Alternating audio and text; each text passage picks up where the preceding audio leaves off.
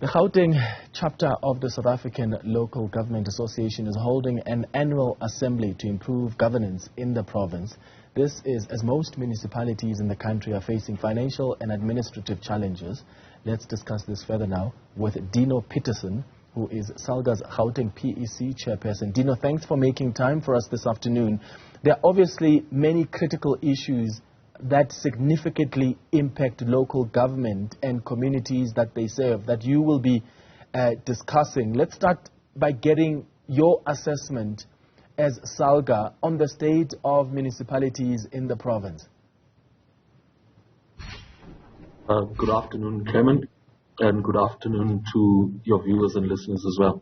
I must just correct that I'm the deputy chairperson for Salga and Gauteng. Our chairperson is Councillor Jongizizo Hlabati, but he is not present. Thank you. Thank you. So I think with regards to Salga's opinion on the state of our municipalities, our chairperson did indicate in his opening and welcome speech, one of the main issues that is a concern for us in Salga Gauteng is the AG's audit findings that has revealed that a number of our municipalities has in fact regressed, where we find an alarming increase in fruitless, wasteful, unauthorized and irregular expenditure. And this to us is a concern because it speaks to governance, it speaks to accountability, and it also then highlights a need for Salga to continue interventions where we are able to do capacity building, where we are able to do knowledge transfer from other municipalities, how they are getting it right, how we are able to assist our municipalities to get themselves back on track. That is firstly one of the major issues or concerns that we have noted as Salga. The Auditor-General's report recently revealed that only 38% of the country's 257 municipalities received clean audits. I mean, things seem to be getting worse at local government. Dino, from your assessment, what seems to be the issue? Because one of the reasons things are not working out at local government is perhaps the lack of the necessary skills by the councillors that are running these municipalities.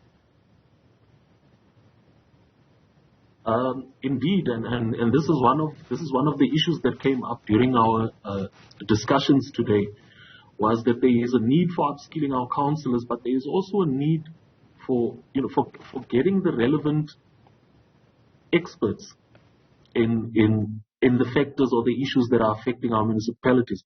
We had a doctor from one of the universities that indicated that they would like to be able to bring some of their students into our municipalities where they can learn, provide advice, and then also come up with policy documents or suggestions that can assist some of our municipalities, because we do find, and I think we have witnessed that in the province of KZN, we found that, I just can't recall the percentage, but a very low number of councillors actually had a matric. So it is a matter of skills, it is a matter of getting our councillors upskilled, but also making sure that municipalities hire the right people. And how do we do that? Because I suppose the problem is you don't have, even government doesn't have much control as to what kind of councillors political parties filled in these respective councils. There was a time that the presidency indicated that only 53% of senior municipal managers meet the minimum competency level. So they can't even read financial statements. So is the issue here that, because sometimes the local government department has to now go on these programs where they train the councillors. What do you think as Salga can be done to force the political parties to field and deploy councillors who have the necessary skills to even oversee the portfolios they oversee at local government? No, unfortunately, Clement, at a local government level, which is really the grassroots or ground level of your first level of interaction with government, the people that are popular in your wards, in your communities, are not necessarily, the educated or the literate people, but you find that they have a heart for service delivery, they have a heart for community, and it's on that basis that political parties will try and and target those popular or those that they've seen are service delivery driven. And I think to an extent, as Salga, this is where we come in to try and build capacity around some of those councillors, because it's not in all instances where you would find somebody that has the necessary qualifications that comes through as a councillor. You go to communities, you find people that are community activists, that really have a genuine heart for the community, that do the work, and what do you then do in such an instance? So I think it's a slippery slope. I think political parties have also become opportunistic in the sense that they would go and target those people. But they should also then have a responsibility as parties to make sure that they upskill the people that they identify to become their councillors, because it can ultimately hurt the party as well. Because now you have somebody who's practical, who has service delivery, but when they get into council, they are not able to unpack financial statements. They are not able to unpack Auditor-General reports and items that come into council, so they don't necessarily engage effectively on it. And some of them will argue that, well, most of the time having the passion and the heart for the community is sufficient. So it doesn't really make sense, and you agree as Salga, doesn't really make sense to have even councillors who have no matric but are expected to hold, for instance, an MMC of finance accountable, and they're expected to discuss budgets and loan facilities, etc. And I think this is where our country's politics and the issue of coalition government is going to expose a lot of this, because initially when it was majority governments, I wouldn't say you didn't really care who you put in there. But now you're going to need to be more careful to pick, people that are knowledgeable on certain subject matters, because that's where you are going to be exposed. We are seeing ourselves heading into a 2024 election where there's a very high possibility of a coalition government, and parties will really need to start putting their best foot forward and making sure they identify the right people to represent them. Otherwise, they'll be heavily exposed. Let's talk about the use of consultants, because officials themselves, in instances where they can't do the job, because they don't have the necessary skills, they go and appoint consultants to do what a normal city manager or a CFO must be able to do. And that ends up costing a lot of money for these municipalities.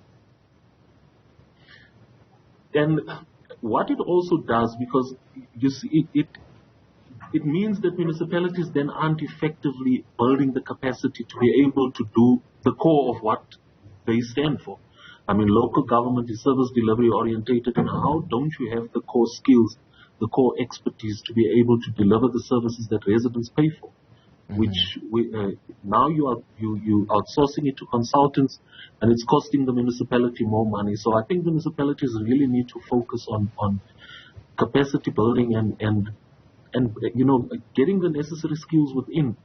And this is, like I've indicated earlier, this is one of the discussion points that came up, to say that there was also a message going out to say that they encourage even councillors who do have qualifications to go and upskill themselves, go for your honors, doctorate, or even master's degree, so that they can really become experts in the fields which they are representing. Yeah. What discussions have you had so far at that gathering around coalitions? Because part of the reason, as you've indicated, the municipalities are at the state they're at is because of the instability that's been brought by coalition governments and how political parties have handled them. What's your plan as Salga to help address this? I think Salga, at our previous PMA, we would have had a discussion point around the issue of coalitions, where we just wanted to get the inputs from different municipalities on whether they think coalitions are working or not. And there's a general consensus that it isn't, because there isn't a framework currently governing coalitions. And the concern is that before 2024, which I doubt because the time is basically catching up with us, is that we might not be ready with such a framework.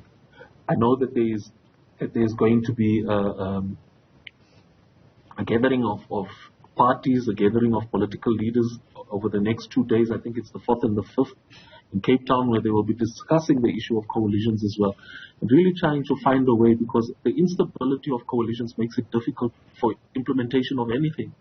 You come in as a government, you try to implement changes, you try to come and fix, and then the government changes, and officials are obviously caught in the middle of this as well. So there is definitely a need for that framework so that we can stabilize how coalitions are managed. What options are available if, without, because as you say, we do need some kind of a framework, possibly before, something that can guide these politicians during and just after the national elections next year. We don't want the situation where even now, recently, political parties were not finding each other and councils were not formed in the different municipalities and in the different councils because political leaders were still negotiating around coalitions. What do you think are the consequences of us going into the elections without an agreed upon framework that can guide the politicians on their approach to coalition? Because clearly that's just here to stay. I think the consequences of it is if we take from what we have seen from 2016 to date, it's a scary scenario to think of it come 2024 when we don't have a framework that guides political parties on this. Because then imagine a provincial or national government. Imagine finding ourselves in a position where we aren't able to form government at both a provincial or national level, and even the negotiations. Because in a coalition setup, you might not have your best people coming out. You might not have the best candidates stepping out, and I don't think our country is ready for such a situation, not with the challenges that we are facing at the two top spheres of government. So we really need to find a way of formalizing this. Parties may come together and speak and find each other, and a few months later they have a fallout. Unfortunately, those agreements at this stage are not even enforceable by a court. Yeah. Well, Dino, let's hope we will have some kind of framework. We don't want that situation where we see weeks and weeks and weeks of negotiations because the political leaders are not finding each other, and that ends up compromising on the delay in forming council and ultimately the passing of budgets and, of course, subsequently just the delivery of services to various communities. Dino Peterson is the deputy chairperson at Salga here in Gauteng.